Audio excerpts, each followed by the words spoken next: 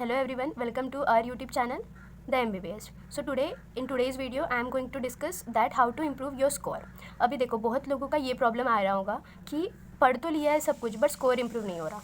So the main difference what a topper has and we had is कि हमारे पास वो paper solving का strategy नहीं होता. तो today's video I will be discussing the strategy what you should follow to score above average. ठीक है.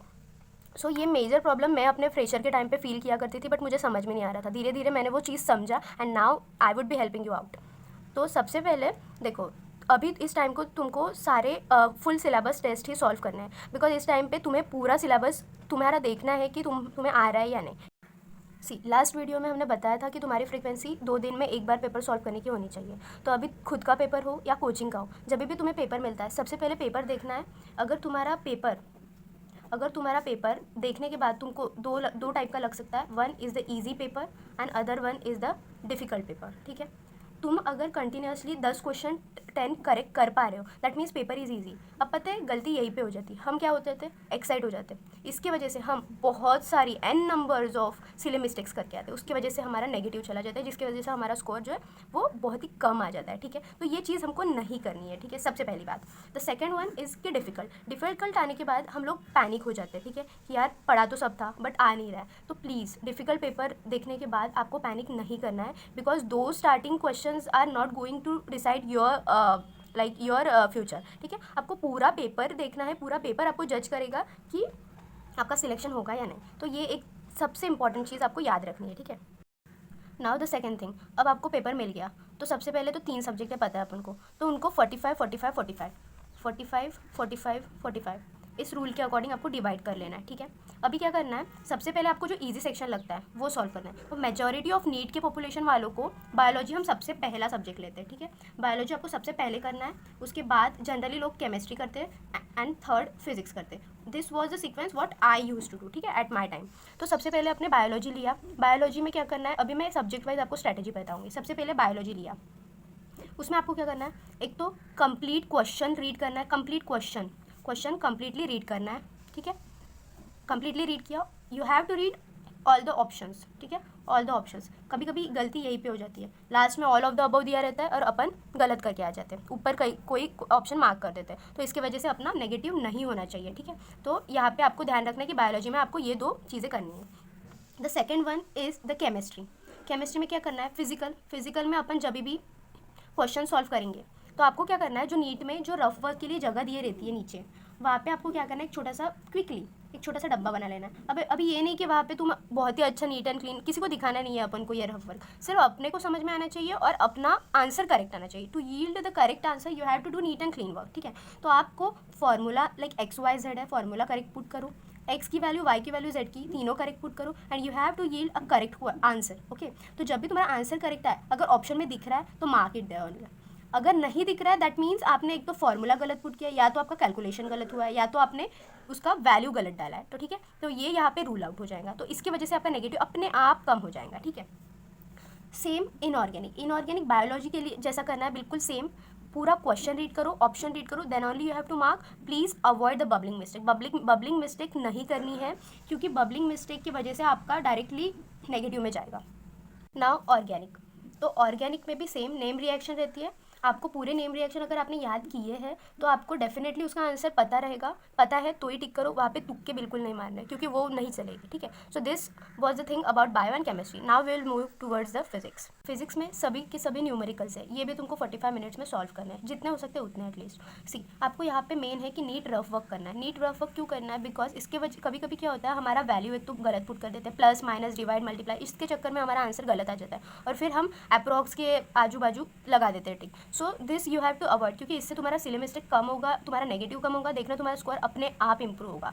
और देखो गाइज, ये जो स्ट्रैटेजी है ये एक पेपर में नहीं आएगी. You have to solve an number of papers. देखना धीरे धीरे आपका स्कोर अपने आप इंप्रूव होगा. क्योंकि when I was fresher I was not able to tackle this, but जब मैंने रियलाइज़ की ये चीज़ कि this is the strategy what toppers do. ठीक है. तो इसकी वजह से स्कोर अपने आप इंप्रूव होगा तुम्हारा.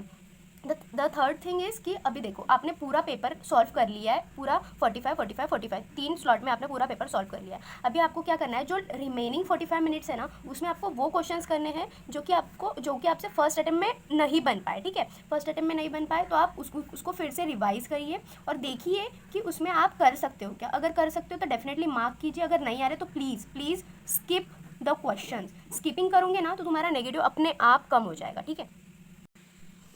अभी देखो guys, this are the mistakes which we generally do, और इस मिस्टेक्स की वजह से हमारा नेगेटिव आता है, जिसकी वजह से हमारा स्कोर कम आता है। तो पढ़ने के बावजूद अगर स्कोर नहीं आ रहा है ना, तो that means somewhere you are making the mistake, ठीक है। तो मिस्टेक जनरली यही होती है। तो सबसे पहले तो आपको क्वेश्चन कंप्लीटली रीड करना है। ये जनरली बायोलॉजी और इनऑर्गेनिक केमिस्ट्री के लिए मैं बता रही हूँ। कंप्लीटली थरोली क्वेश्चन रीड करो, क्वेश्चन समझो and then read all the options correctly and then go for the answer, ठीक है।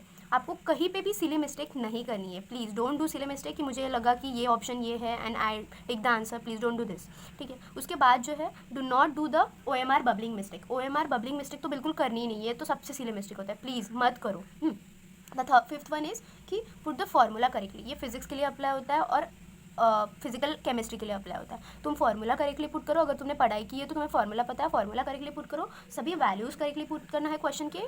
That means you have to do the neat work, ठीक है। नीट रफ वर्क करो, उसके बाद आंसर रीड करो and then you have to take the answer. और last में क्या है कि तुम कैलकुलेशंस प्रॉपर करो। अगर कैलकुलेशन गलत हो रही है ना तो तुम्हारा आंसर गलत आएगा, उसकी वजह से तुम्हारा स्कोर कम हो जाएगा। And the last one is please skip the question. अगर तुमको नहीं आ रहा है ना तो स्किपिंग टेक्निक यूज़ किया करो। बिकॉज हम क्या करते हैं, अगर स्किप नहीं कर पा रहे, हम कोई तो भी तुक्का मार देते हैं, तो उसकी वजह से हमारा आंसर गलत होता है। तो प्लीज़ स्किप द क्वेश्चन, अगर नहीं आ रहा है तो छोड़ दो, ठीक है। एंड गाइज, लास्ट वीडियो में हमने बताया था कि आपको 16 आवर्स अभी पढ़ना ही है, क्योंकि अभी सिर्फ 2 मंथ्स बचा है नीट के लिए।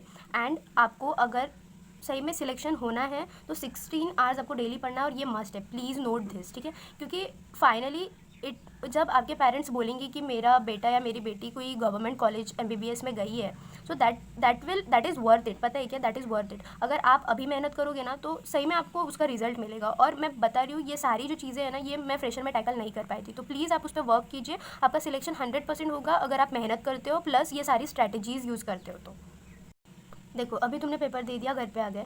अभी तुमको the at most important thing is कि पेपर एनालाइज करना है। ये बहुत सारे लोग नहीं करते, इसकी वजह से उनको पता ही नहीं चलता कि उनका नेगेटिव कहाँ जा रहा है, उनके नंबर क्यों नहीं आ रहे। तो तुम्हें सबसे पहले तो पेपर एनालिसिस करना ही है। घर पे आओ, आंसर की मिल रही होंगी कोचिंग से, वो लो, या फिर तुमको नेट पे अवेलेबल होंगी तुम्हारा पेपर सॉल्व करने के बाद, तो वो लो।